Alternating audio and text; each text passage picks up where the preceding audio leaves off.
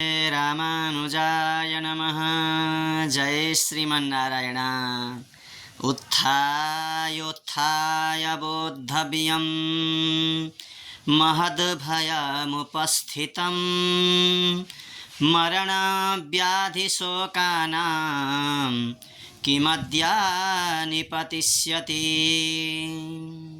अर्थात उठ्ने बित्तिकै जागा हुने बित्तिकै के सम्झिने ठुलो भय आउँदैछ, मेरो जीवनमा ठुलो अनर्थ हुनेवाला छ, ठुलो त्रास भयले मलाई समाउन लागेको छ भन्ने सम्झेर चाहिँ सतर्कतालाई सावधानीलाई धारण गर्नुपर्दछ।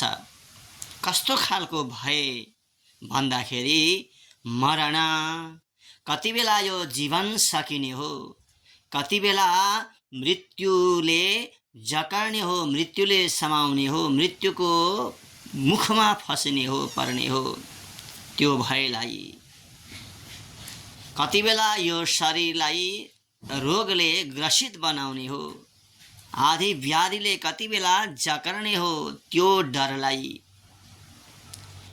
कति बेला कुन प्रकारको शोक आइपर्ने हो जीवनमा, कुन प्रकारको शोकले मेरो जीवनलाई दुखी बनाउने हो, शोकले मलाई कष्ट दिने हो, त्यो सम्झेर त्यो भयलाई हेरेर के गर्ने भन्दाखेरि अत्यन्तै सावधानीपूर्वक यो जीवनलाई संयमित बनाउँदै, यो जीवनलाई अत्यन्तै पावन बनाउँदै आहार शुद्धौ सत्त्वशुद्धिः सत्त्वशुद्धात् ध्रुवा स्मृतिः, यो प्रकारको मार्गलाई हेर्दै यो प्रकारको जीवनलाई बनाउँदै आहार शुद्धि गरेर, व्यवहार शुद्धि गरेर, आचरण शुद्धि गरेर, मनमा कुनै प्रकारका उद्वेग, दोष, नराम्रा प्रकारका विचारलाई हटाएर केवल ईश्वरको सुमिरन गर्दै सत्कर्म गर्दै अन्तिममा यो जीवन ईश्वरका श्री चरणमा समर्पण गर्ने हो। त्यो भगवत बुद्धिद्वारा अघि बढ्ने प्रयत्न गरौँ भने महापुरुषहरूले हिँड्नुभएको मार्गलाई, उहाँहरूको आदर्शलाई हेरेर अघि बढ्ने प्रयत्न गरौँ भने आज मानौ मृत्युलाई, मानौ रोगलाई, मानौ शोकलाई पनि उसले